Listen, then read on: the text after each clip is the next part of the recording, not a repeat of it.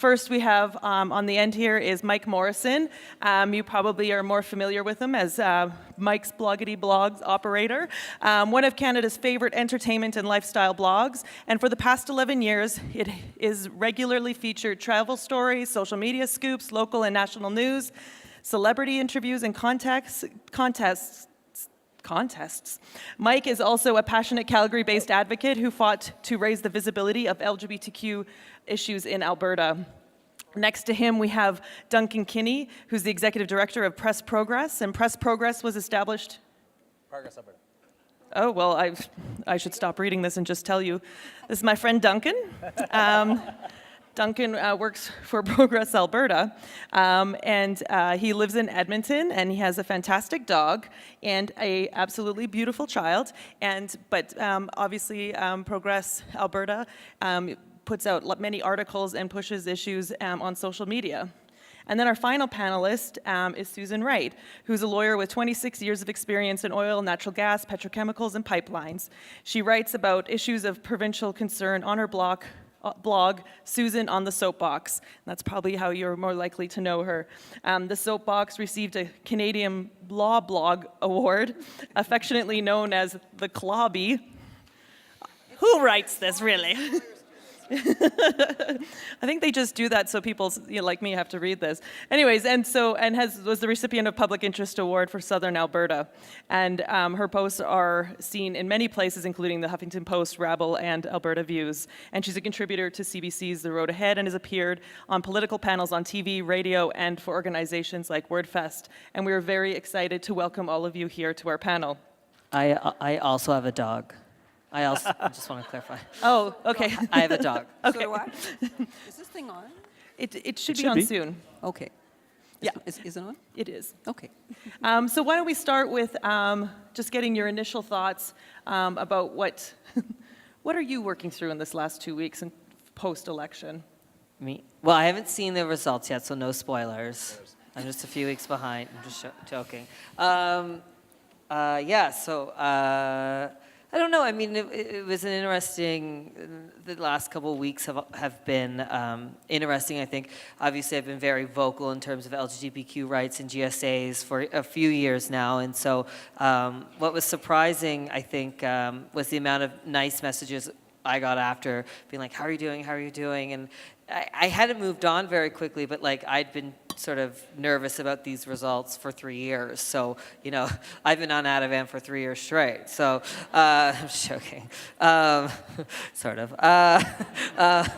So, I mean, for me, it's been really, what I think I saw in this election was, and I'm talking about social media perspective, was way more people being vocal, more regular people, a lot of people saying, I don't normally get into politics or I don't normally say something, but feeling that after seeing elections across North America and Europe and stuff like that, saying, well, I mean, I can at least post this story. I can at least encourage people to vote, things like that. So that was really, during the election I saw, while some people say divisive or angry, I saw lots of positive signs of hope and I think I wasn't expecting them, so I was really happy to see them. And then in the weeks since the election, it doesn't feel like the people who are disappointed are giving up, are just going to say, well, this is what happened, nothing we can do about it. We had thousands of students walk out all across Alberta yesterday for climate change and for gay straight alliances, and those messages are really powerful. So it's been an interesting few weeks. It hasn't been all doldrums and dark skies, for me at least. Excellent. Susan, do you want to go next? Sure. So the election night actually was a bit traumatic for me because I ended up on CBC Radio as the person representing every progressive voter in the province. And I was sitting next to a very staunch UCP supporter who was also there, and another journalist. And so we got to sit through all of Jason Kenney's speech, which at about 11 o'clock at night almost killed me, And then the moderator basically asked the UCP guy what his opinion was, and then he asked me, and I just thought, what do I say? How do I respond to this? So the first thing that popped out of my mouth was it was really long. That man just talked and talked. But essentially, where I got to from there was that this is a challenge for us. and we're going to need to think about how we move forward. But one thing that I think people need to understand is that, remember when Jason Kinney came and he said that the 2015 election was an anomaly, and the only reason that the NDP won was because the two conservative parties, the Wild Rose and the PCs, were divided. So he was going to come in and join them up, and then it would, this would change. So I thought, let's just assume for a minute that he's right, that 2015 was an anomaly, and let's compare what happened in 2012 when Rachel got 4 seats with where she got to in 2019. 2012, she had 4 seats. 2019, she has 24 seats. In 2012, her popular support was like 9.8%, and in 2019, it was up to 32%. Jason Kenney's took all that time and effort and went all over the province to unite the PCs and the Wild Rose. So in 2012, they had 78 seats. After all the work he did, running all over the countryside to unite those two parties, they came down with 63 seats. So they actually dropped. So they dropped in seat count, and they also dropped in popular support. They went down from 78% popular support in 2012 to 54%. 78 to 54. And he's trying to tell us that we're a conservative province, right? So I think this is the important thing to keep a hold of, is that we are still progressive, and we're becoming more progressive. So it gave me hope when I thought about it after. Anyway, I'll just leave it there for now. I mean, I got to be honest. I had some feelings on the day after election day. I was hungover. My daughter was sick. It sucked. It was no good. But I have to say, I started pulling out of it when we did our debrief with our volunteers who had showed up for Progress Alberta's Stop Kinney campaign, and we started strategizing and figuring out what's to come next. And that was when I really looked around, and we had more than 140 volunteers show up for a text banking ship with our Stop Kinney campaign. And speaking of those people and getting their feedback and planning for the future was when I started to see to pull out of the how did Rachel describe it in her speech? Wrapping herself in a blanket and just watching Game of Thrones from season 1. There was definitely those feelings happened, and I was definitely there. But in the process of talking to our volunteers and figuring out what's next, I started to kind of pull out of it and started to see a path forward that was hopeful and that was good. Fantastic. Let's talk about a little bit what happened through the election before, then we talk about what happened after. And there was lots of old school media that kept defining it as mean politics and that things were really getting to a level that we've never seen before. And it's hard to know, was that really what was happening, or is that just what was getting covered? I mean, every election is a new low to the media, right? I mean, the thing that blows up that narrative for me is turnout. I mean, you can talk all you want about meanness and divisiveness, but it sure worked. And we had the highest electoral turnout in Alberta since the Great Depression. People showed up for this election, and I think that that's the thing that blows up that narrative the most for me. Yeah, I mean, it's that the word divisive and negative was really frustrating because how do you, as a gay person, how do you talk about Jason Kenney's history as anything but negative and divisive? He hasn't done a single good thing for gay people or LGBTQ people. He went to San Francisco to make sure AIDS patients died alone. Those are factual things that he did. He doesn't apologize for them. He acknowledges them.